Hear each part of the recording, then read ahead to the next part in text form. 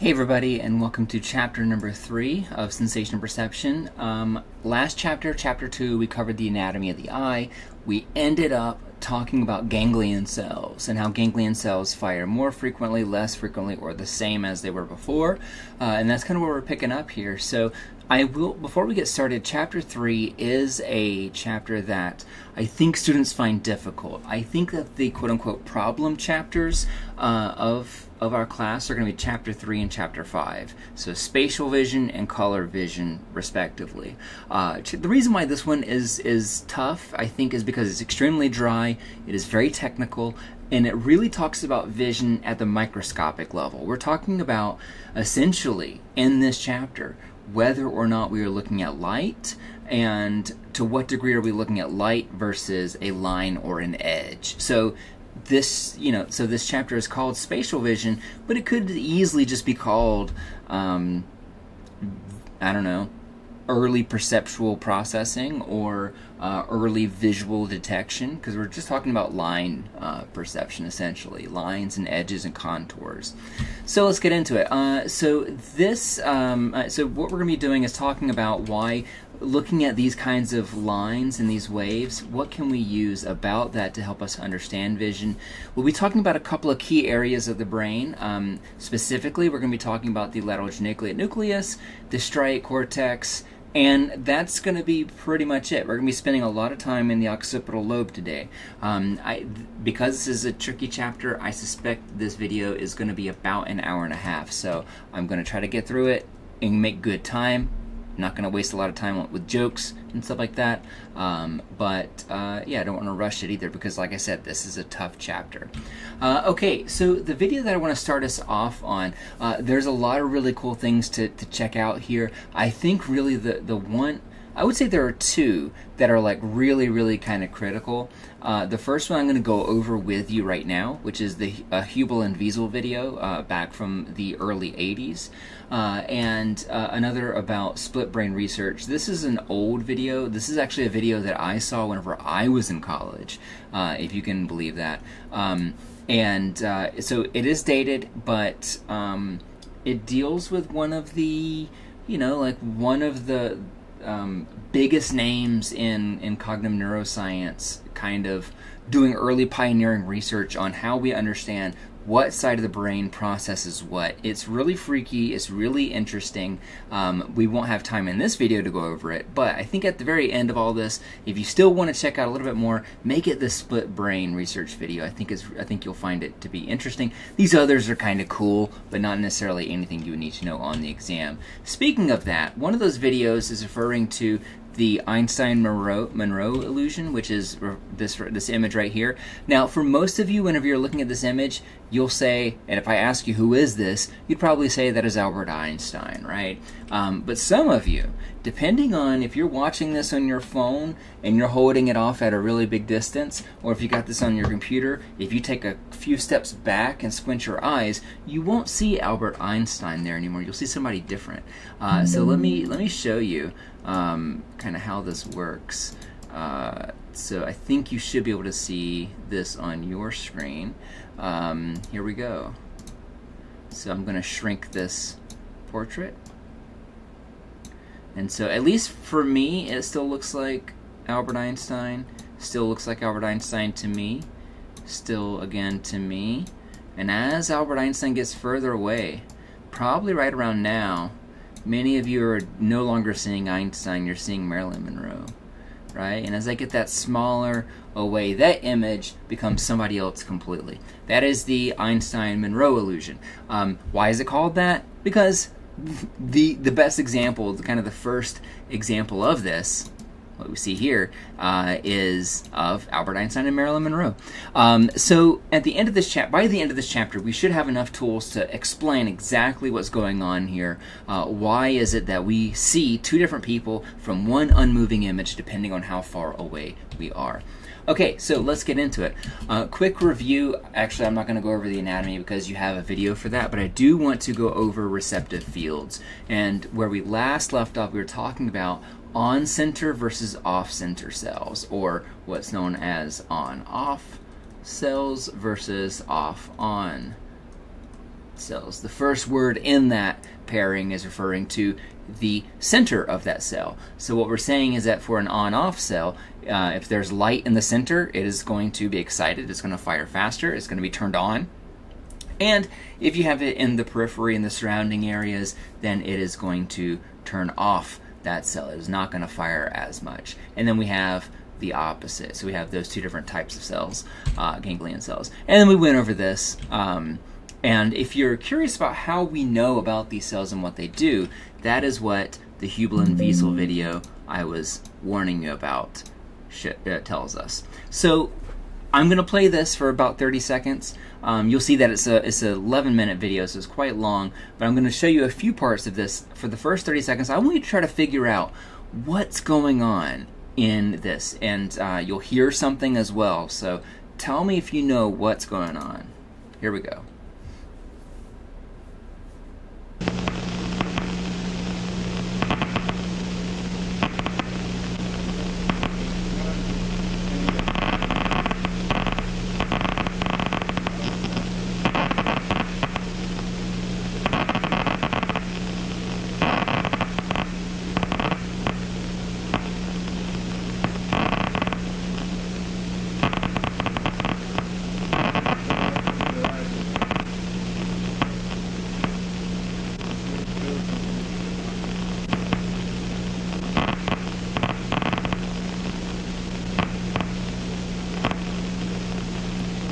Alright, so I'm going to interrupt it a little bit. I'm going to turn the volume down. But what you should be hearing are pops, this kind of crackling sound. Think about when do you hear that crackling sound occur?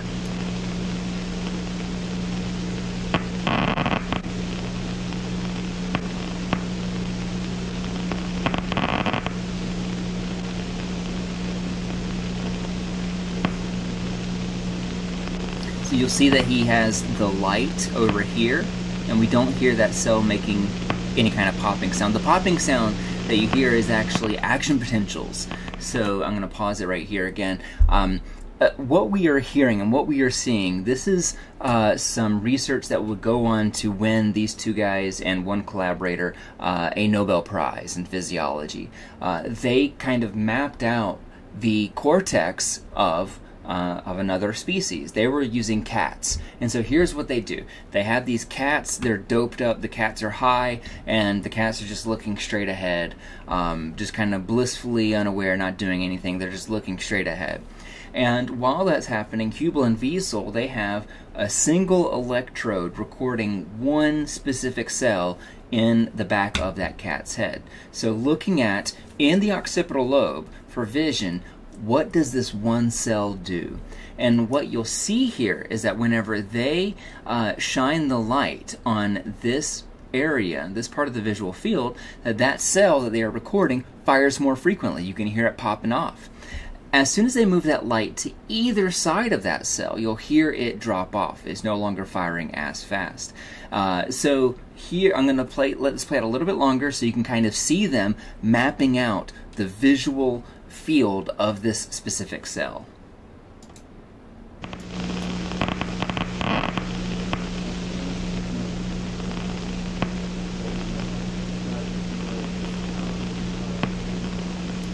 When they turned that light, it didn't pop, right? Which tells us that this specific cell in the back of the head, in the occipital lobe, seems to not just be responding to whether or not light is present, but it is interested in what the angle of that light is, as you'll see here. As this light gets closer and closer to this diagonal kind of dynamic, this angle right here, it's going to fire more frequently. As it gets further away from that diagonal, you saw that whenever they passed it over perpendicular, it didn't really make any noise whatsoever. So here we go. Let's check it out. Not really any popping. Now we get more.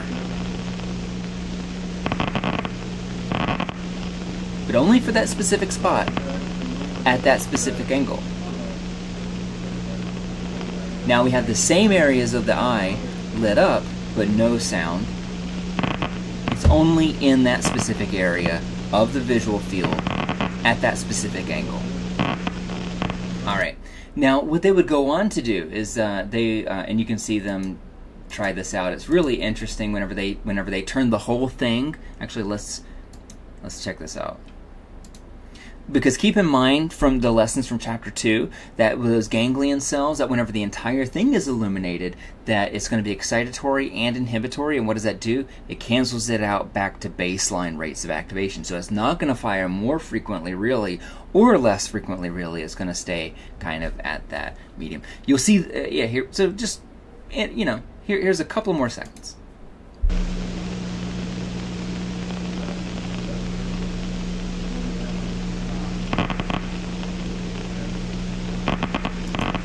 And the reason why we hear something now is because the excitatory part of that cell is lit up, and even though there is one inhibitory part that should be slowing that cell down, this over here is not lit up, which means that this cell is going to be more excitatory than it was previously, and more excitatory than when the entire cell was lit up with light.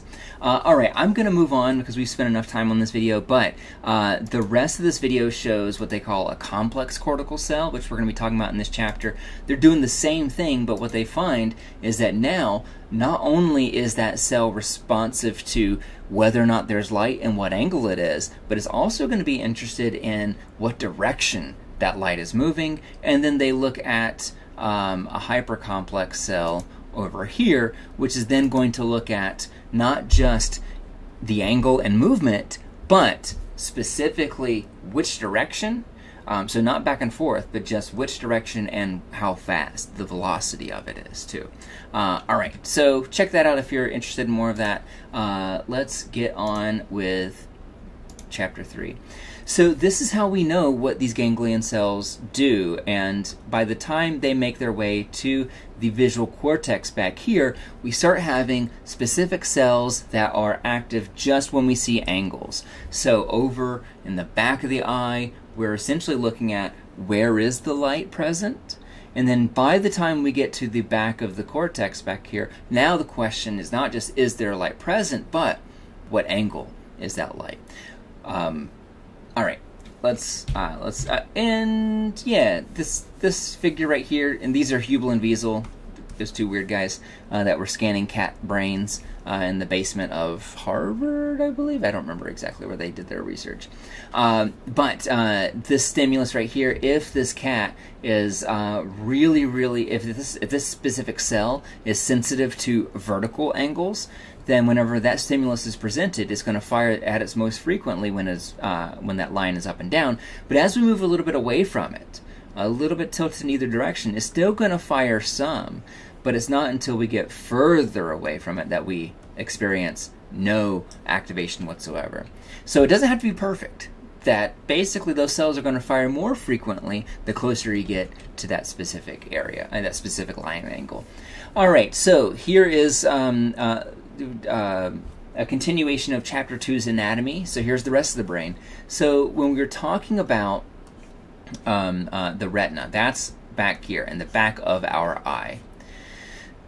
These cells are going to detect light, so they are sensory. But those same cells are now going to detect that light and convert that into an action potential. And so I think for a lot of folks, this is where perception begins for vision. It's where this retina is now transforming that light into a neural signal that our brain can understand. And you'll see that for this part of the retina, the left part of the retina, that is going to find its way moving over to the left hemisphere. We can see the same thing over here. The left part of our right eye, this lighter pink area, is moving over to the left side. And then the right part of our left and right eyes are going to do the opposite. They are going to move over, switch over here, just like these are going to stay over here. All right, so the left portion of our brain, the logic of this means that the left portion of our brain is analyzing the right part of our retinas. It's kind of weird to think about. It gets a little bit weirder, it gets a little bit more complicated, but I think hopefully you'll agree with this, right?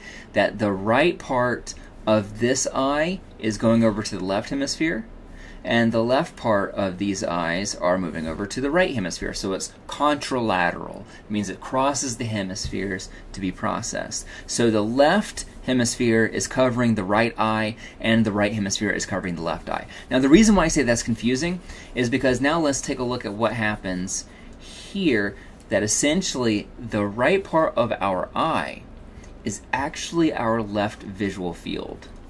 How do I know? Because if you look at where these cells are getting the light from over here.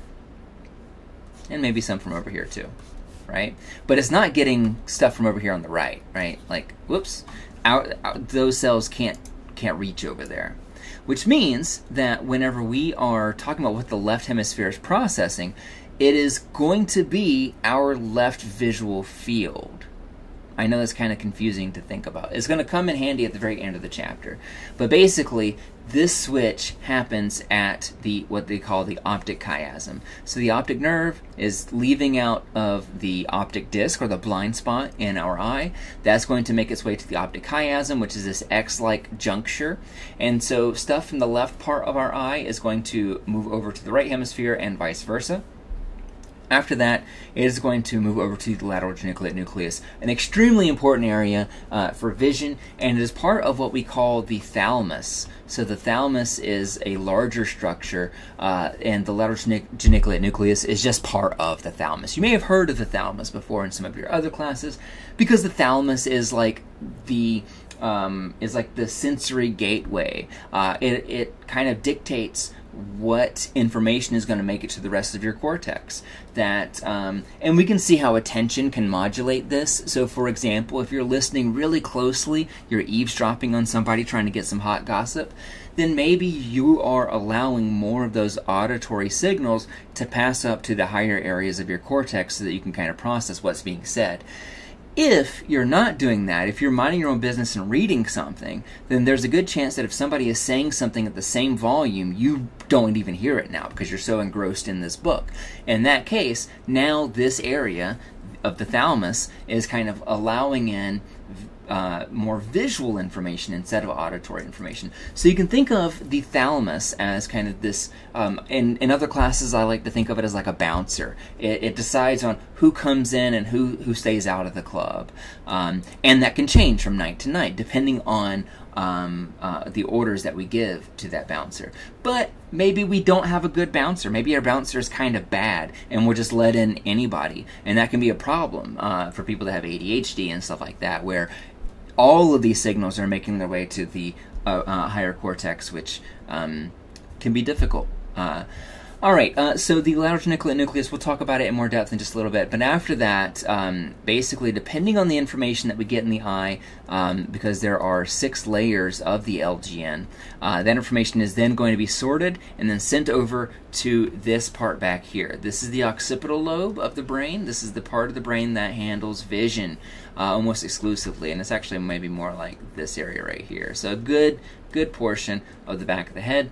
And specifically today we're going to be talking about just this slice right here, which we are going to call the V1, which means visual cortex, the visual processing area. V1. All right, and you can see V1 right here. So the primary visual cortex is this little stripe that I was just pointing out, and the rest of this is the occipital lobe. Over here we got our broccoli, which is the cerebellum, but it looks just like broccoli, doesn't it? And then we got our brain stem right here, just to kind of give you some idea of where we are. Our eyes are right here, and then that information is headed all the way back. Well, let me be a little more precise. It's more like it's coming up this way. It's going to split. Some of it's going to go that way. Some of it's going to go to the right, to the left. And then from there, then it kind of comes over here to the LGN, and then it comes back here to the V1.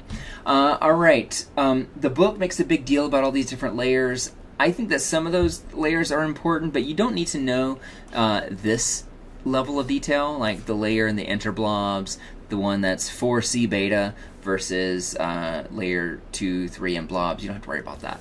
But what I think is more important maybe is just the distinction that in our LGN, so in the lateral geniculate nucleus, if that visual information includes motion, then it's going to move to one specific layer of the LGN, which is called the magnocellular layers. If we are paying attention to the form of something, if we're paying attention to the visual details of it, then it's going to go to a different layer called the parvocellular layer. And then if we are processing the color of that, then it's going to be partly the parvocellular layer, but also the interlaminar regions between those layers. So this is all just to say that we start sorting visual information by the time we get to the thalamus. All right, sorry about that. I had to pause the show. So we start sorting out those different streams of information by the time we get to the thalamus, and then from there, depending on what that information is, some of it's going to go to certain parts of the brain, and we'll continue that kind of discussion a little bit more in Chapter 4, where we talk about what versus where. So the identity of something versus the location of something. All right, so those receptive fields, yeah, we just talked about this, so I'm going to skip through this, but basically this is the path that we go. So we go from the eyeball to the ganglion cells, then to the LGN, and then finally to the V1, to the occipital lobe. So how do we measure this stuff? How do we measure what's good vision and what's poor vision, and whether or not we can see specific details? The way that we do that are with lines just like this. And probably for some of you, whenever I asked, how do we measure vision? Some of you may have thought about how at a doctor's office you may have the Snellen's E chart. Are you familiar with that? Have you heard of the Snellen's E chart before? It is that chart that has like the big E up at the top. Not the big E that comes to Springfield or whatever in September. You know, not that big E. The big E on the back of a doctor's office. So you might have an E, and then you have like an F, and then an R, and then below that you got like a J and a C, and what else would you might have an I maybe. So basically, if you want to know why they use the E, why that E is so important, is because the E has varying lines that are close together like this. And so if your vision is quite poor, then some of these lines are going to quote-unquote bleed together. I'm saying quote-unquote because that's not a scientific term when I say bleed together. Ultimately what we're going to talk about are how some cells, if they are detecting a stimulus that is bigger than their receptive fields, then they can't tell you how big something is. Or sorry, they can't tell you how small something is because it takes up the entire cell. More on that in just a little bit. But basically, lines, these lines that are straight up and down, so they're vertical or horizontal, these are how we measure visual acuity. These are how we measure how specific these cells are. You may remember in Chapter 2 I talked about some cells in the scotopic system for rods, that they are standard definition, and then that the rods in the center of our visual field in the fovea, those cones, those are high definition. And the way that we know that is from testing vision using lines just like this. Because if you are looking directly at these lines, you can easily tell one from the other. Maybe not if you have really, really poor vision. If you didn't put in your contacts, maybe some of these lines look thicker than the others. But for most folks, it's going to look, you know, straight lines that are the same thickness throughout. But if you were to look at this from your periphery, it no longer really looks like that. It looks really blurry. It looks more gray when you look at it from your peripheral vision, which is really interesting. As you look at this image, there's not a single gray color here, right? It's all just white and black. And maybe if you're watching this through YouTube, maybe there's some color compression going on. I don't know. There might be some kind of digital things going on. But if you're looking at the slides or you want to test this out yourself, you can get a sticky note and you can draw, you know, some lines that are perfectly straight. And if you have them in your periphery, they have a tendency to, some of them look thicker than others, and to start introducing the color or the hue of gray, even though gray is not actually there. That doesn't happen when we're looking directly at it with our cones, and the reason for that is because we have more spatial acuity in our cones, we have higher definition in our cones, is another way to think about it, and we have worse visual acuity in our periphery.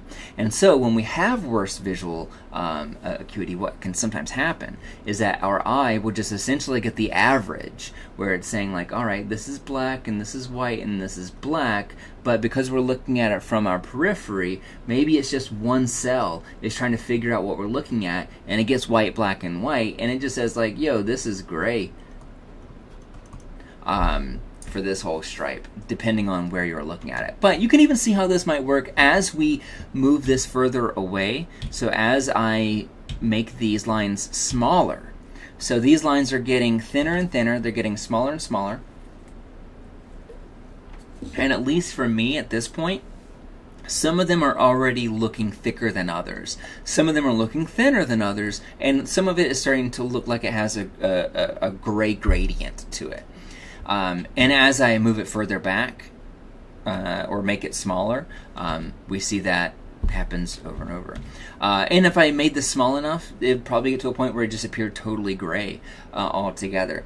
But if you can see, whenever you can see the lines here, for me, it's about right here, and then now it's starting to look a little not like just white and black lines. It looks like some of those lines are thicker.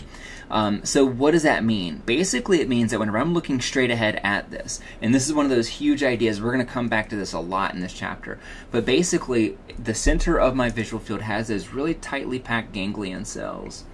So we got these ganglion cells like this, right? So we got all these ganglion cells, and then if I have a bar of white light, let's say that white light is falling right here, that basically, sorry, I'm trying to do this justice. All right, so basically we got this white light. So this cell right here, I'm gonna color this in. That this cell is excited, because the excitatory part is like, yo, there's something right here. There is light right here. And then this cell right here. That this cell, even though none of it's getting into the excitatory part of it, it is hitting the inhibitory part, which means, hey, there's light. There's been a change in this receptive field. That means that there's light. Just like this one right here. This one is also going to slow down. And so this one is saying, wait a second, there's light. And the same with this one. This one is also inhibited. It's going to fire more slowly, which means that, oh, there is light present here. So that is telling us this. Now and so let's say that this is in our fovea, for example, these really tightly packed photoreceptors. Now remember, rods are bigger, so let me draw maybe some bigger rods.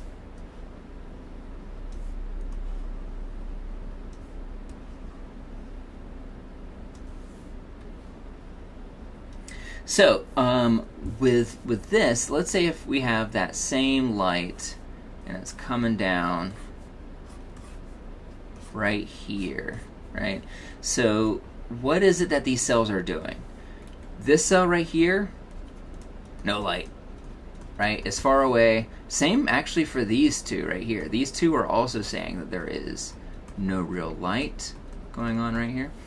And then these are going to say that there is, there's some light is inhibited right here, for this this broad swath of cells.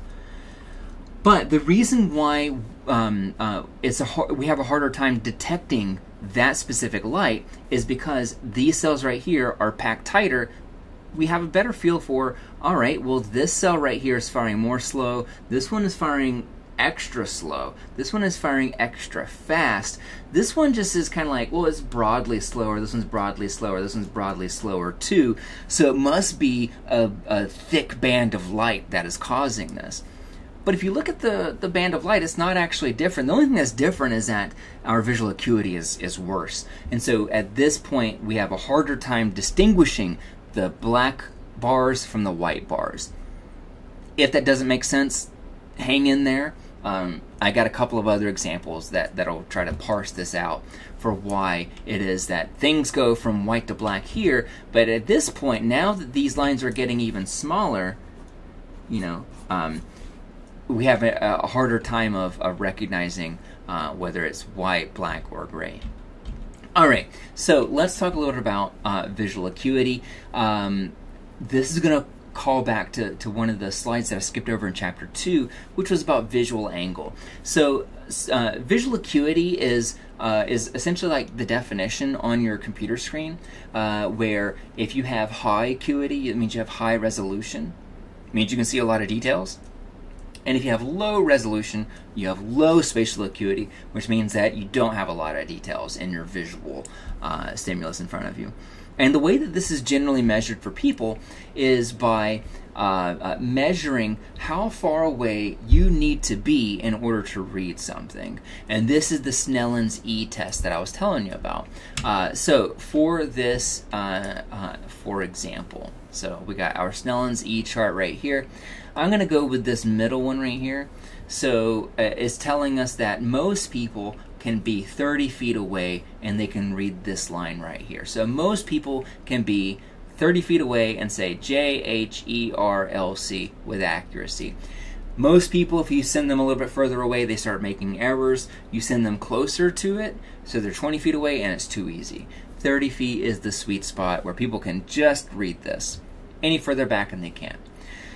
Let's say that you think that you need glasses, and so you go into the doctor's office and you find that you need to be 20 feet away in order to be able to read this line right here.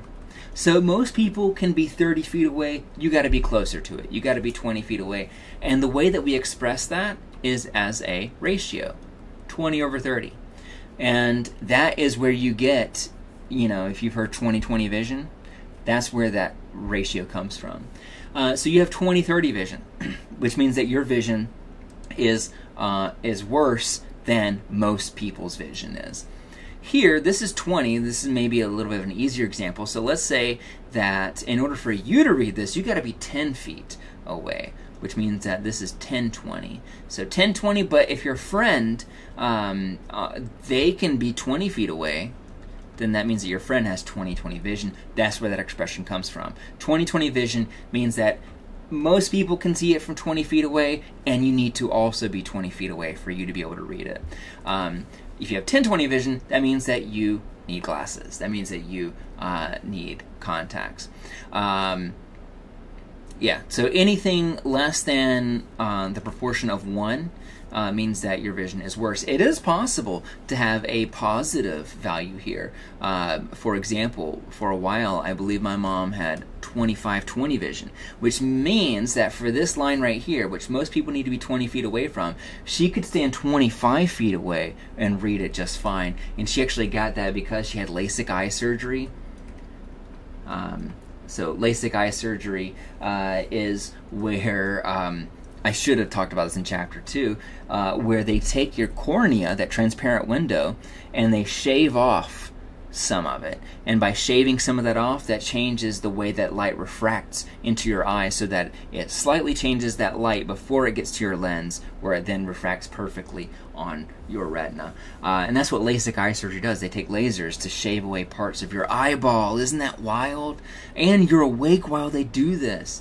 Sometimes you'll have people who, after they get LASIK eye surgery, will have better vision than most folks because of the way, because of that surgery. All right, so visual angle from Chapter 2 is kind of the unit of measurement here. So if we say that something has a small visual angle, that means that it takes up a very small part of their visual field. One rule of thumb, this is not where the phrase rule of thumb comes from, but one rule of thumb is that if you give yourself a thumbs up like this, that your thumb, the width of it, is about 2 degrees of your visual angle. Overall, you can imagine, this, your whole visual field, and if something has like 200 visual angles, that means that 200 degrees of your kind of visual field is occupied by that stimulus. So it must be a very, very big stimulus. If it's, 5 degrees, then that's like, like 2 fingers worth of something in your visual field. The reason why people talk about it in angles instead of actually measuring out inches and things like that is because, let's say that you're comparing my vision versus your vision, and I'm pretty short. I'm 5'8", and let's say that you're 6'6".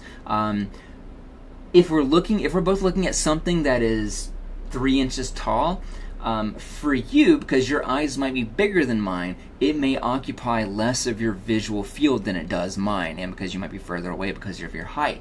And so that's why we like to talk about how much does something occupy of your retina, rather than talk about how big something is. It's a more scientifically accurate, or reliable, I should say, way of comparing notes on visual stimuli.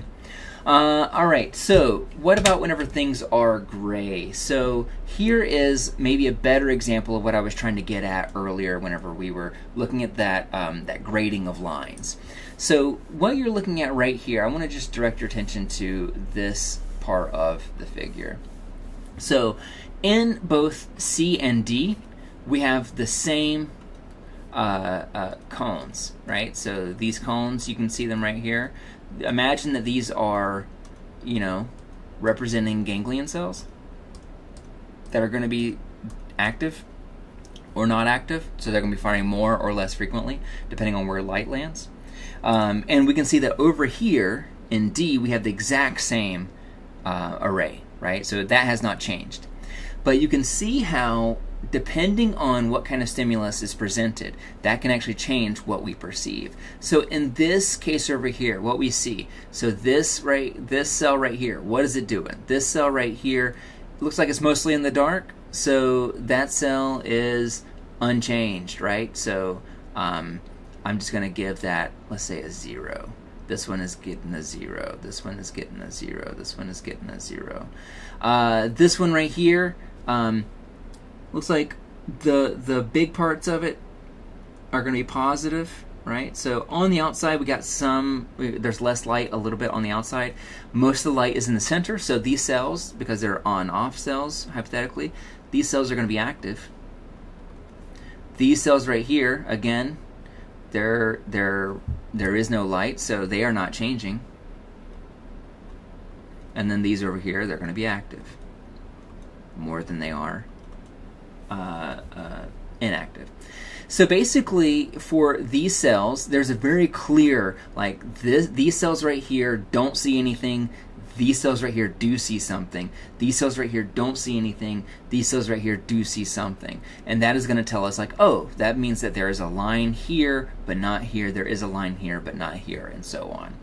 Now, if we use the same cones over here at this grading, where the lines are closer together, let's take a quick look at what's going on with these cells. So again, starting with this cell right here, before, over here, this cell was not changing, right? Because it was neither excited nor inhibited. There wasn't light in the surrounding part. There wasn't light in the center. It was doing nothing. This cell isn't doing nothing, though. This cell is actually going to fire less frequently. How do I know? Because this cell, the dark part is in the middle, and then the surrounding parts has light on it, so that cell is going to be inhibited. What about this cell right here? So this cell right here, which is also kind of mostly in the black, this cell is mostly going to be inhibited. What about this cell right here? This cell right here, before, we could easily tell, like, oh, it is in light or it is not in light. This one is kind of, I don't know, it's kind of an average, right? It's kind of a mix of this one and of white and black. So this one is going to kind of be unchanged, right? And then the same for these over here. And what happens is that whenever we take all of these cells and we kind of try to figure out where the line ends and where it begins, we are not sure. Those lines are too close together. We can't tell the difference, for example, between this line and this line, because they are too close for our cells to firmly detect them apart. And so what we perceive is an average, that it is not, that there's not really any difference. It's not white, it's not black, it's just gray because it's averaging across all of these. All right, so I'm going to skip over this piece for the sake of time. I wanted to show you this right here because we're talking about why are we using these lines, and really it's because with these lines it's the most basic unit of light that we can show an eye, because it's like, is there light, is there not light, and how close can those two get to one another that we can reliably tell there's light here but not here. So that's why we are looking at that, and then we're going to take these lines and make them closer together and see what is the limit, what is the threshold until those lines just become gray.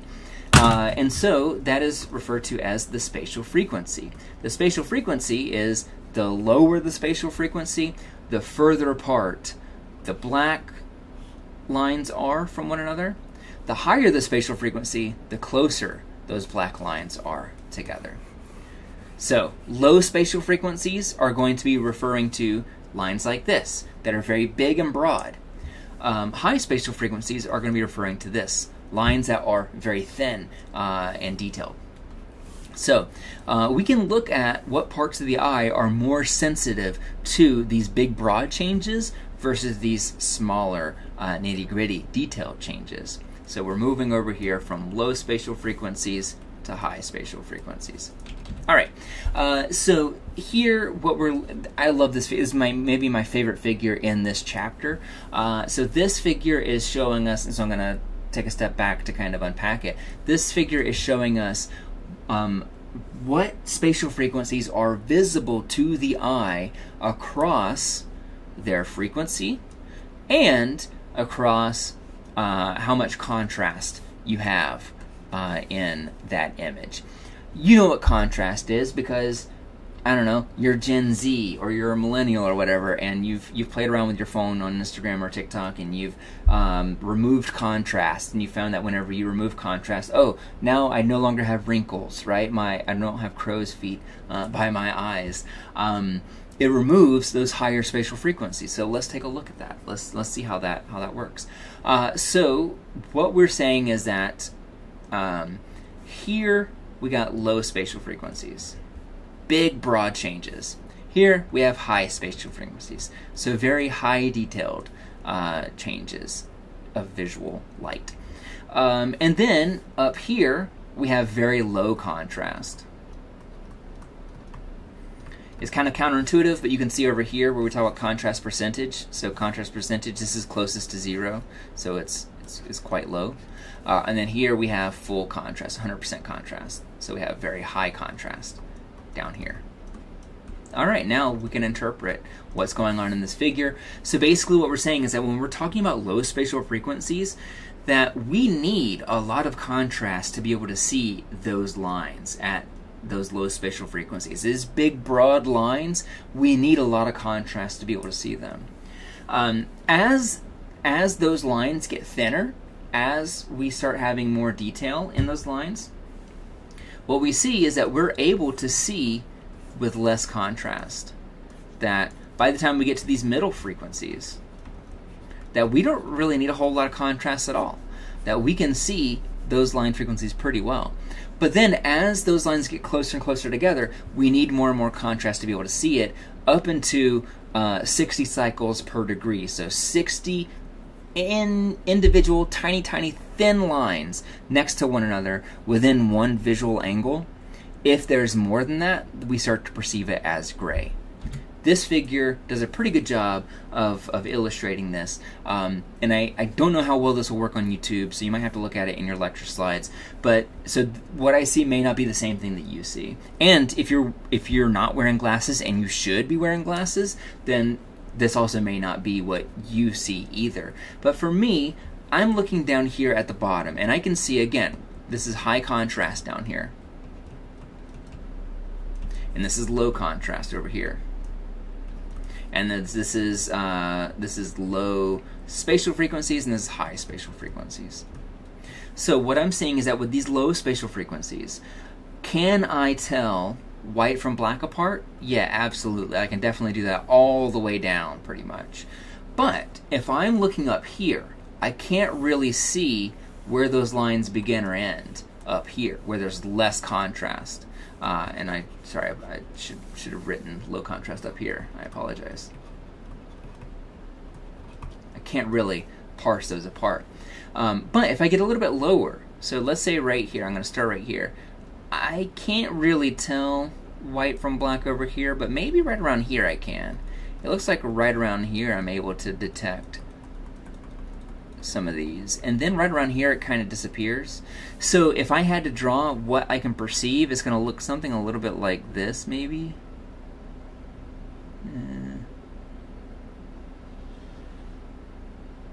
And at least from my screen, I feel like I can see these individual lines over here. But if I made those any thinner, I would not be able to. And that kind of replicates what we see right here, right?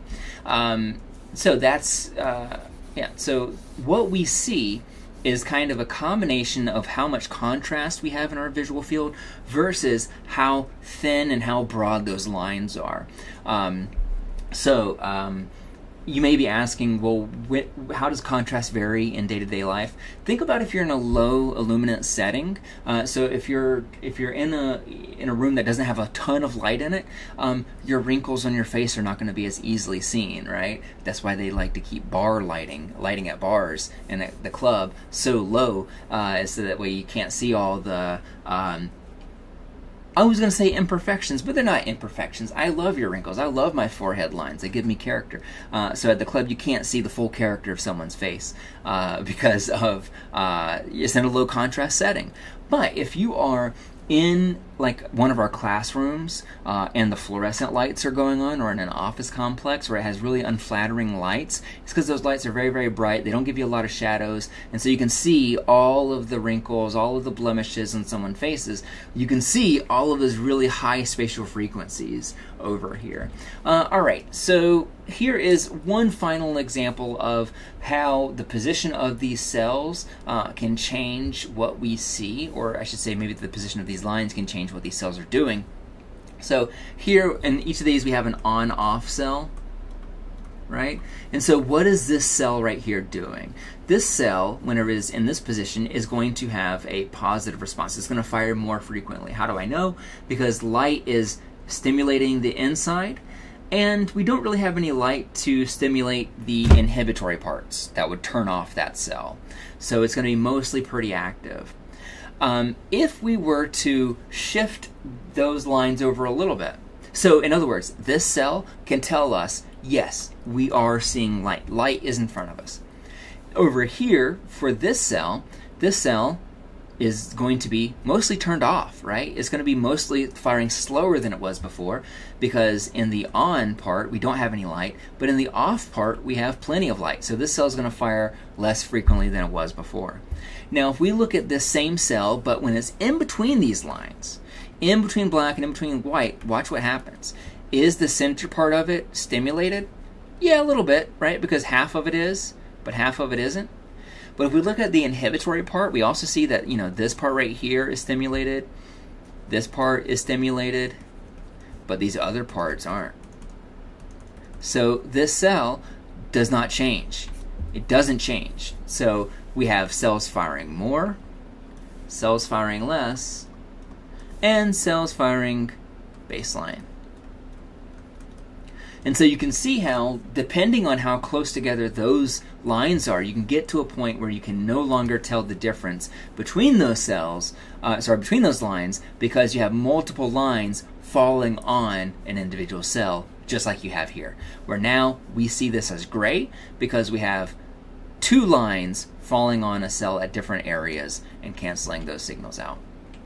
All right, so what does all of this stuff mean? Basically, it means that at low levels of, and this is kind of a take-home message to summarize what we just looked at, that at low levels of contrast, we can't tell the difference between those lines and edges, and that we're really best able to, that we do have a Goldilocks zone. We're best able to tell the differences between lines whenever they're in that middle range, when they're at those middle frequencies. At high levels of contrast, we can really easily detect the differences between white and black. So any kind of spatial frequency we can detect whenever we have 100% contrast. But if those lines get close enough together, then we can't tell, we can't see them any longer. We just see gray. All right. So this is a really fun example of what is known as oh my gosh, I cannot believe I blanked on that. Is lateral inhibition.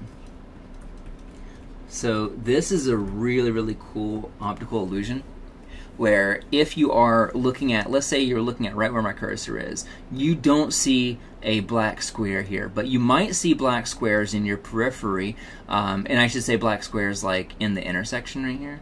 So this, where this intersection right here is, if you're looking right here, it kind of looks like there is like a gray pocket. But then whenever you look at it, it's just white, right? And wherever you look in these intersections, these white intersections, you'd see white, but whenever you're not looking at them, you see kind of black, kind of gray. Why is that? Well, it's because of how densely packed the cones are. Whenever we are looking at it with our fovea, like right here, that those cells are really small, right? And they can really easily tell apart whether there's light there or not there. In our periphery, you know, now we've got these bigger cells, these bigger rods, and so now these cells are kind of saying like, it's kind of white, it's kind of black, I guess it's just kind of gray right here. And so that's why whenever you're looking dead ahead at something, we have such good spatial visual acuity that we see exactly where the white ends and the black begins. But in our periphery, where those cells are a little bit larger, that they are just essentially going to be averaging across the white and black and telling us that they perceive gray, or that they are detecting gray. But when we look at it with our fovea, it vanishes. That illusion vanishes. All right, so that is lateral inhibition. That's really important because it tells us a lot about line edges and how we know where boundaries and borders are and lines are and cliffs might be. It's for edge detection is what a lot of people will say. All right, so let's talk about the lateral geniculate nucleus now. So the lateral geniculate nucleus is part of the thalamus, as we were saying. I don't want to go into too much of this right here because we talked about it at the very top of the episode of the video, but about how stuff in our left visual field, if you look at where it lands in the eye, so over here, and you can't see this because of my own video, but in the lecture slide you'll see where it says left visual field, that those A, B, and C's are getting into the right part of our retina, and the D, E, and the F are going to land on the left part of the retina. So the left visual field is processed by the right part of our eyes, and the right visual field is covered by the left part of our eyes. From there, you can see how, let's trace it. So here for A, B, and C, right, we're looking at the left part of our visual field, and that information, let's check out where it goes. So that information from A, B, and C is coming over here. And then for the right eye, same thing. It is coming and is staying over here. So that is in the right hemisphere. So stuff you see in your left visual field goes over to the right hemisphere. Stuff you see in the left visual, or sorry, in the right visual field is moving over to the left hemisphere. When we talk about this, I called this earlier contralateral. Basically, it means that the opposite side of the brain is handling that part of your environment. There are other senses that we will talk about where that's not the case, where it's ipsilateral. In other words, for like, so let me think of an example. Smell is ipsilateral. In other words, the part of your brain that processes stuff from your left nostril is your left hemisphere. Stuff that processes your right nostril is your right hemisphere. So we would say that is an ipsilateral thing. All right, so that is the lateral geniculate nucleus. We talked about the magnocellular layer and the parvocellular layer already. Magnocellular layer is going to be for large changes in your environment, mostly from motion. Parvocellular layer is going to be for smaller details, and those are really the kind of the 6 layers are magnocellular, parvocellular. We got coniocellular layers that are more kind of like these interlaminate areas we were talking about earlier. We're still kind of confused about what exactly they do. It seems like they're used for some color perceptual processing, but we just don't know 100% yet. So how do you keep these apart? How do you remember which is which? The way that I remember is like magnocellular. When I think of magno, to me magno sounds big. You know, like Magno. Like if you think of somebody named Magnus, they're probably like this big Swedish dude that's like got, you know, like gigantic biceps or whatever. And when I think of parvo, I don't know if this will make sense to you, but it makes sense to me that parvo, when I think of parvo, I think of like the parvovirus, which is a dog illness. And when I think of parvo, I think of like a tiny little dog. And so parvocellular is for tiny little things in your environment. Magnocellular is for large things in your environment. So if you're just kind of like looking outside and you see something out of the corner of your eye move and you go to look at it, that's the magnocellular layer. And then whenever you're actually looking at it to try to figure out what it was that moved, that's going to be parvocellular layer. So if we're talking about the big broad changes, the low spatial frequencies, you might say, that's going to be the magnocellular layer. If we're talking about the nitty-gritty details, that's going to be the parvocellular layer. From there, we go to the striate cortex, and the striate cortex is going to be, earlier I was saying, like, you know, perception, kind of, we can say that it takes place in the retina, right, where that is where light is converted into an action potential. But some people debate that, and some people will say that perception doesn't really begin until we get to the occipital lobe, because that's where visual information is then kind of translated and put together. So the striate cortex is kind of the first place where we're starting to really kind of interpret and translate the signal that we're getting from our eyes. So absolutely perception is occurring here. I refer to the beginning layer of this as the V1, and the later areas are V2, V3, V4, V5, and V6. I don't know. They got a little bit lazy with those naming conventions, but that is this is also referred to as the striate cortex. So the V1 is sometimes called the V1, sometimes it's called striate cortex, and other times it's called the PVA, or the primary visual cortex. It all means the same thing. Just depends on what field you're coming from. The key thing that I want to focus on with the striate cortex is these two concepts: topographical mapping and cortical magnification. So topographical mapping is the notion that, and this is going to sound obvious maybe, but it's the notion that whenever you are looking at something in your visual field, so let's say that we are looking at our computer screen, and in our computer screen we got like a guy standing next to a house over on this side, and then over here out of the corner we got a bucket. Does that look like a bucket? Yeah, sure. All right, so basically what topographical mapping is telling us is that whenever we look at this visual image, that this is in the center of our visual field, right? So we're going to say this is 0 millimeters away from our fovea, and that this is a lot of millimeters away. So I'm just going to say, for the sake of argument, let's say this is 100 millimeters away. So that's 10 inches away.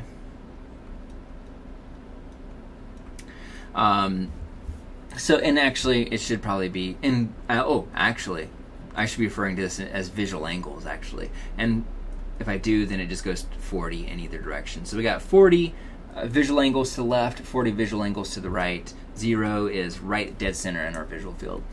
Topographical mapping just means that things that are close together visually are also going to be processed by nearby areas of the brain. So if I'm processing this stick figure who is in the center part of our visual field, he's going to show up right in the center part of the back of my head. In the occipital lobe, he's going to be right there in the middle. And then if I am processing that house is going to be right next to the man. So that's going to be maybe right around here. So the house would be processed right here. I'm going to draw that out even. So we got stick figure, she's right there, and then we got the house, which is right there. And then we got the bucket. The bucket is far away, and so the bucket is actually going to be on the other side of the brain, actually. So the bucket is actually going to be on the other side, back down there. How do I know that? Because basically if the house is on this side of the guy, right, then the bucket is on the other side of that stick figure.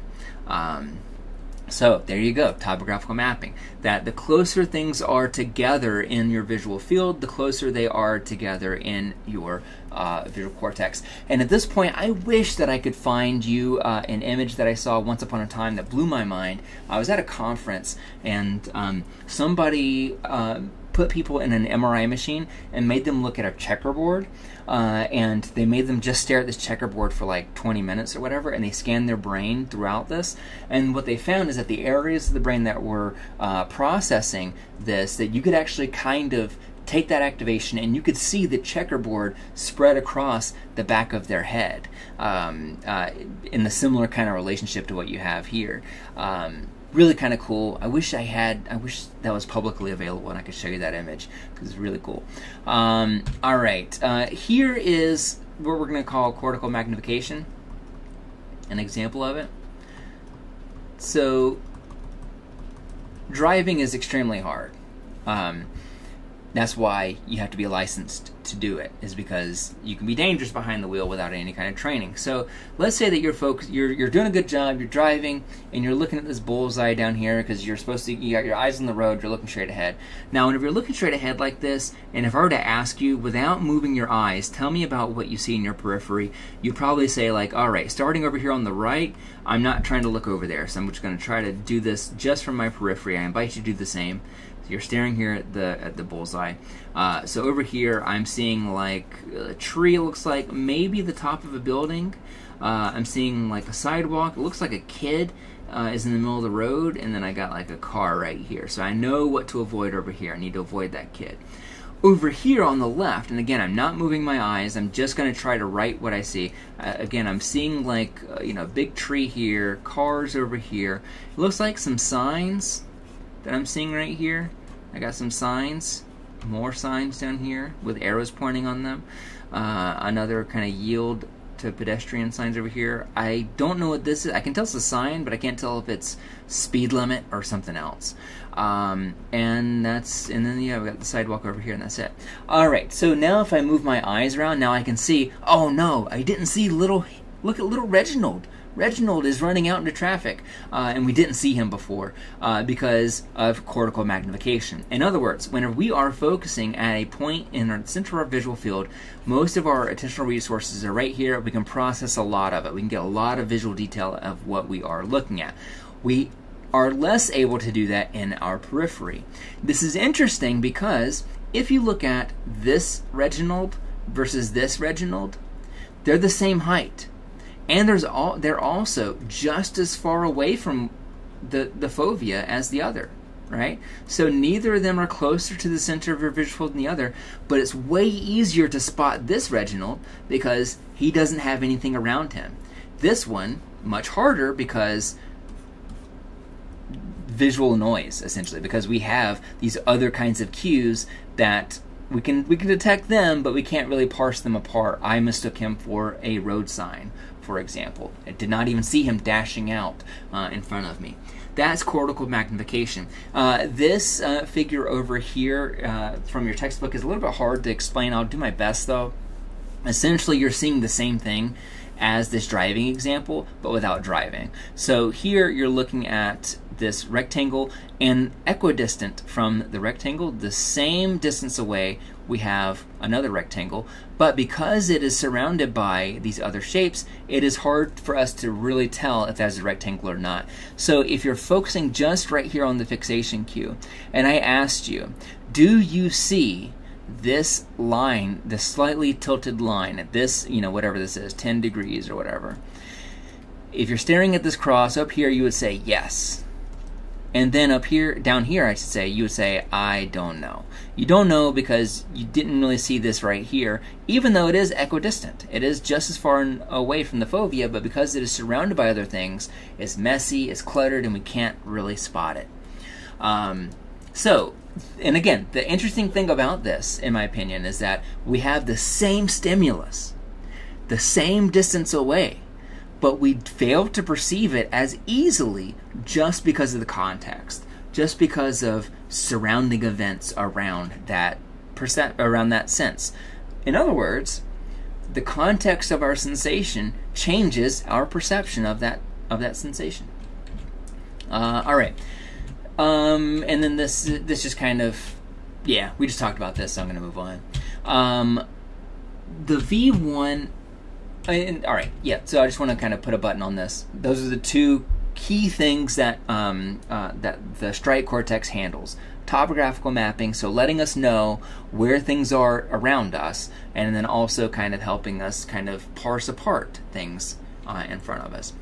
If we need to, we can look at specific things. We can shift our eyes, and now if I'm looking directly at Reginald right here, I have no problem seeing the kid, right? He's very easy to notice whenever your eyes are right here. All right, so in the V1, what are those cells doing? This goes back to the Hubel and Wiesel video that we saw at the very beginning of the video, where people were measuring the cat brains. So in the visual cortex, we have simple cells that are going to be responding to whether or not those cells are angled a specific way or not. We have complex cells, which are going to tell us whether or not those lines are at an angle and moving. And then we have hypercomplex cells, which are they the right angle, are they moving in the right direction, and are they moving at the right speed?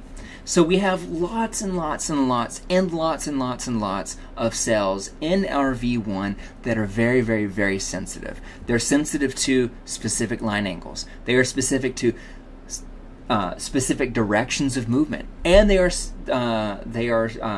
specific to or specific about how fast those line angles are moving in that specific direction. So it gets extremely picky when we're talking about these cells in the striate cortex. All right, and as we saw earlier, that for those cells, that the closer the stimulus comes to its sweet spot, the faster it's going to fire. The further it gets away from it, the slower it gets, which is what you see here, where we have like this cell. We can tell like this specific cell is most excited when it sees a straight up and down line. How do we know that? Because we're looking at, on the x-axis, the rotation of that line and the different angles of it. So in between here, maybe it's a little bit like that. Here it's a little bit like that, a little bit closer, and then like that, and then it gets continually changing like that. And then we have the same thing, but in reverse for this one. Sorry, I'm not a better artist. And what we see is that this cell, how fast is it firing? Up here it's firing very fast, it's excited. Down here it's firing much slower because it is inhibited. And so here it's maximally excited whenever it's looking at this specific angle. But even if I show it these other ones over here that are pretty close, it's still firing quite a bit, right? It's still firing a lot. It's not until we get, 45 degrees, 30 degrees, or whatever away from it that it starts firing less frequently. So our brain can make sense of this, that if our brain is paying attention to this one cell, and this one cell is firing at 100% its capacity, then we know that one cell is looking at a straight up and down line. If that one cell is firing at, let's say, 90% of its capacity or whatever, then we know that it's almost a straight up and down line, that it might be just 5 degrees off. All right. Here is an example of firing rates for a simple cell versus a complex cell. So here, the stimulus is right there in the center of that that receptive field, is going to fire a lot.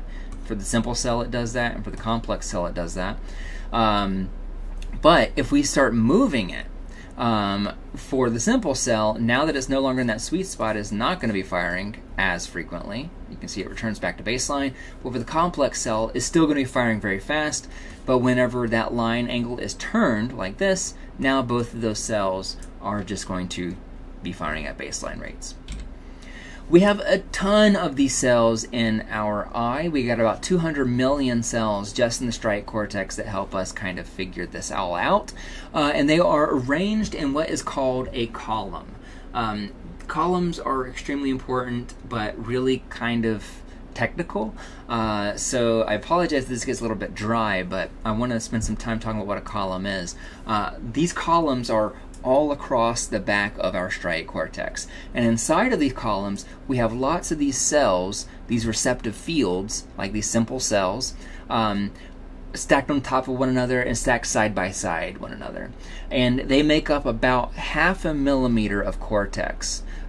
So you put two of them together, and that's 1 millimeter of cortex. And you think about how many millimeters of cortex you have, which I wouldn't even know where to begin. So 1 centimeter is essentially 20 columns, right? And so our head, if I had to guess, is, at least my head, I'm going to say is like 15 centimeters, 20 centimeters, or whatever. And that's just for one strip. You got to imagine that it's also going to be up and down too. So we have a lot of columns. We got millions of cells that make up these columns. So here is what this would look like. And so you're looking at what's called a hypercolumn, which is that these two cells, these two columns are close together. They're side by side. So for example, this is a column, and then this over here is a column as well. This is a column responding to our left eye, and this is a column responding to our right eye.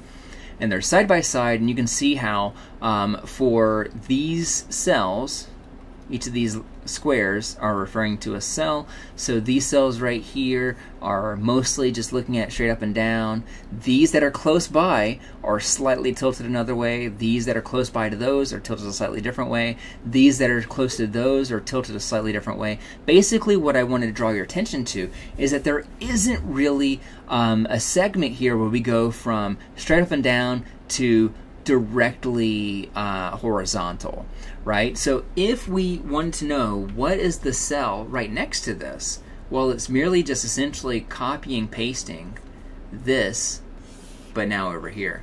So that way, as we move further over, that this line is starting straight, and then it's kind of moving horizontally, and then by the time it moves over to the next column, it's going to be horizontally, going back up vertically, going back horizontally, and so on and so forth. Essentially, that the cells that are neighboring one another are very close to what they're sensitive to, and that tells us a lot about what we are seeing.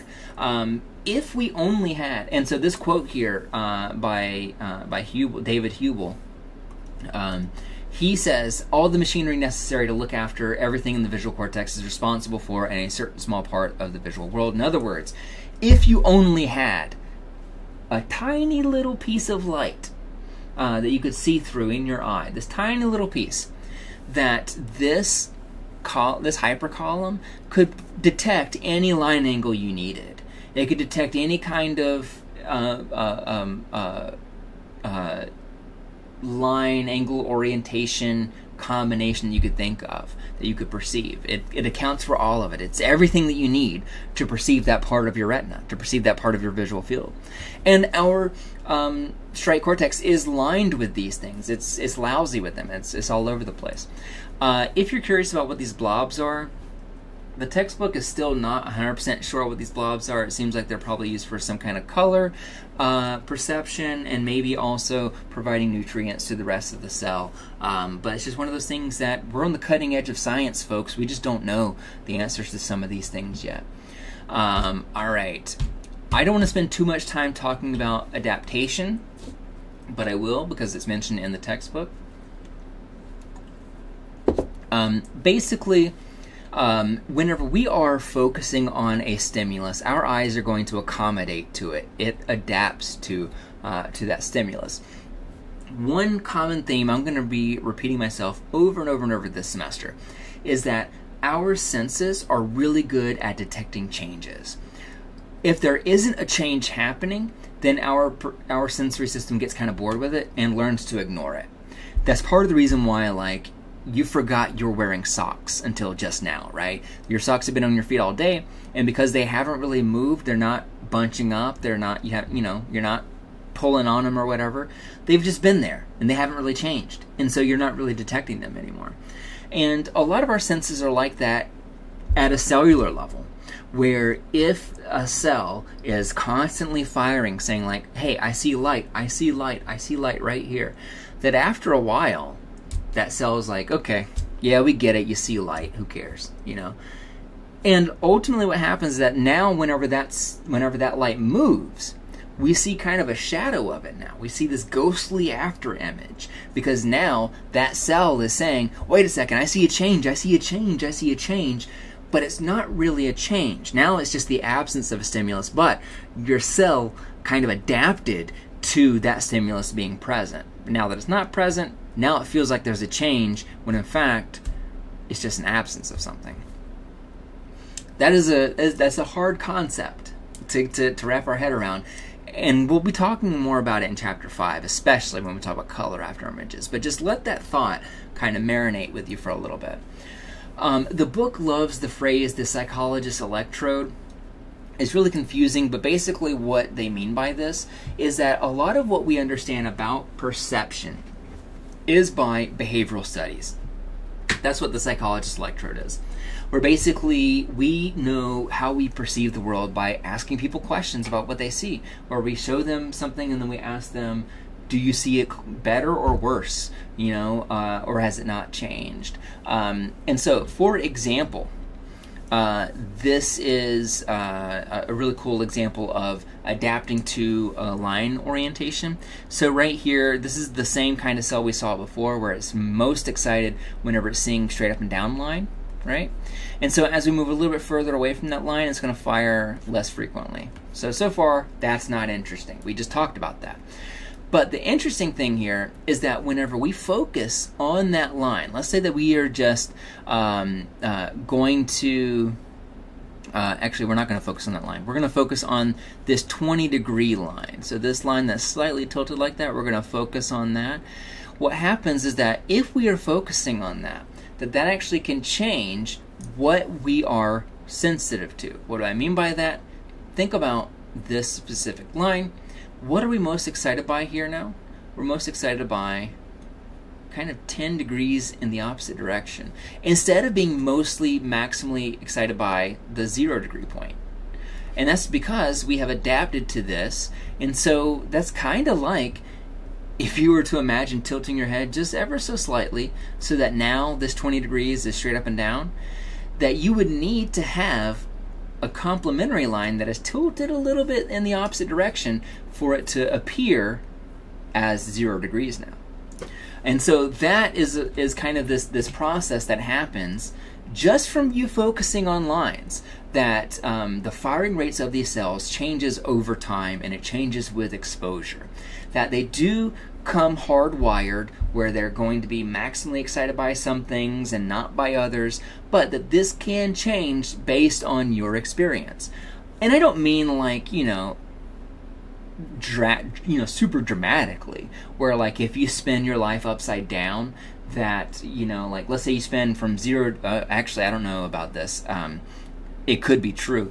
I don't think it would be though. If you were to spin your life upside down for the first 18 years of your life, and then you stand up for the first time right side up, you would perceive yourself to be upside down, but you wouldn't perceive yourself to be upside down for the rest of your life. That ultimately your cells would help you kind of understand, based on the firing patterns that you learn, that you accommodate to, that you adapt to, what right side up is visually.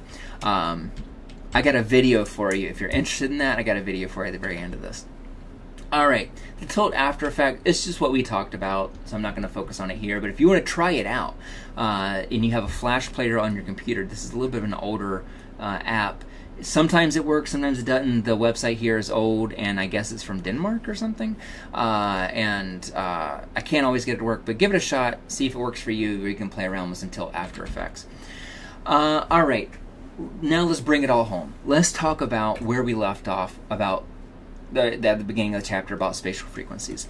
If you're looking at this, we only have the broad low spatial frequencies here. We only have the big broad changes. And so we can't really see who this is until we kind of blur our eyes. And if we blur our eyes, what happens, and we start squinting, is we start removing some of these really harsh high frequencies. These really tight lines that you see forming all these cubes, they become a little bit less prevalent, less noticeable when we blur our eyes like that. And whenever you do that, you might see old Abraham Lincoln, right? And if you aren't, try taking a few steps back away from your screen and it'll get a little bit easier too. This is the same thing that happens with the Monroe-Einstein illusion. So the Monroe-Einstein illusion, how does it work? That basically whenever the picture is far away, we only have the low spatial frequencies that we can detect. The high spatial frequencies are too far away for us to be able to perceive, or to detect, I should say. And so we see the low spatial frequencies. In this image, the low spatial frequencies belong to Marilyn Monroe. The high spatial frequencies, on the other hand, the small details, belong to Albert Einstein, which is why whenever the picture's bigger, we're able to see those high spatial frequencies now. And that helps us being able to see it. It also helps that we have that the levels of contrast here kind of help with that, right? That we don't have 100% contrast, because if we did, then we would see all of Albert Einstein and Marilyn Monroe's contours very easily. But we have, about 50% contrast here, so we can see some lines, some not, and that this changes with distance. The fascinating thing here, and again, this is why I wish that we were in the classroom together, is that for some of you, that switch for when Marilyn Monroe becomes Einstein changes from person to person. But also, if you have on glasses right now, take them off and see if it changes for you where Einstein is, where, it should require Einstein to get much closer to you if you take your glasses off before you start seeing his high spatial frequencies. All right, and we talked about this, we talked about the spatial frequencies, cool. Let's talk about what this means for babies. This is a challenging area of research because we can't talk to babies, right? So we have to rely on some really kind of clever psychological experiments to help us understand what babies actually see. We can't just ask them like I can ask you. I can ask you easily, can you see this or not? Right? But we can't do that with babies. So how do we do this? There are ways that we can study visual information with babies. And so we have to, sorry, I just said that we had to rely on clever experimentation to do that. So here is one way in which we do that. It's called the forced choice preferential looking paradigm. Almost always, though, you're just going to hear this called the forced choice paradigm, or the forced choice task, where we're looking for which of these stimuli are children going to look at. Because again, we can't ask them directly. So here, and this is extremely simple. I'm just going to forward to this image right here to show you. We know that babies are what we call neophilic. In other words, that babies like to look at new things, right? So babies like to look at things that are bright and colorful and usually kind of interesting and complicated, right? It grabs their attention. And so we can give them tests like this, where we have these two images directly, one to the left, one to the right. Now, if a baby is looking at these cards that are directly in front of them, and they spend 50% of time on average looking at each, then what that probably tells us is that they can't tell the difference between these two. But if they spend a little bit more time looking at one than the other, that might tell us that maybe they perceive something in one but not the other. So almost every baby, when given this distinction, is going to look at, if they can detect the lines, they're going to look at this version right here, this version with the lines. But if they seem to be looking at both equally, that might mean they can't tell them apart. And that is what we have found, is that babies, they can see low spatial frequencies, but they can't see high spatial frequencies. In other words, if I were to take this image right here and show them this, maybe they could see that. But if I took those lines and made them even closer together, they might not be able to see them the same way that adults do. So why is that? The reason for that is because the visual system is still developing in our early infanthood. And it doesn't really stop developing until we're about 4 years old. So until that time, the retina is still developing. Usually the center of it is going to be kind of rough. It's not going to be fully formed. It's not going to have the same amount of distribution of cones. This is also, if you think about it, part of the reason why children are able to read starting around age 4. This is why you're not going to find any legit video. You might find some legit videos of like babies that are a year old and can talk, but you're not going to find a baby that's a year old and can read. And the reason for that is because their eyes just haven't developed the ability to parse apart those individual letters. And maybe I might be overstepping the generalization here. I may be generalizing too much, but that's certainly true for almost all babies, that the lower spatial frequencies we're able to process, and we're able to see the broad changes in our environment before we can detect the smaller individual ones, which is really interesting because we know that babies can tell apart their guardians, right? Like their mother figure versus father figure, or whatever, their aunt versus their grandma, or whatever, whoever's taking care of the baby, that they can tell the difference between those faces. But they probably can't actually tell very many visual details about the face. They can probably more respond to the shape of the face, maybe some broad color of the face, how far apart the eyes are, how large the mouth is, and things like that. But they probably can't detect your crow's feet or your forehead wrinkles. All right. There are some problems that can come out of early developmental issues with vision. I'm trying to think of how much do I want to get into this right here. This notion of a critical period. Usually we talk about critical periods when we talk about language, where we say like, oh, if you don't learn a language by the time you're 13, you're going to have a really hard time learning a language. You've probably heard something like that before, right? That critical window. Same thing is true for vision, except it's more extreme, where if you don't have, let's say that, you know, this is extremely unethical and abusive, but let's say that if a baby was born and we blindfolded that baby for the first 5 years of that baby's life and then took the blindfold off, that baby would have a really hard time being able to parse out